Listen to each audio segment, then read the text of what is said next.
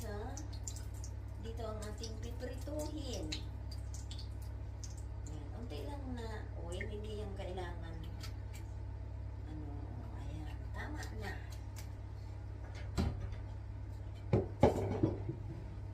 So, ito na yung gigisahin natin, mainit na. Pahinaan natin kung matutong ang aking bawang.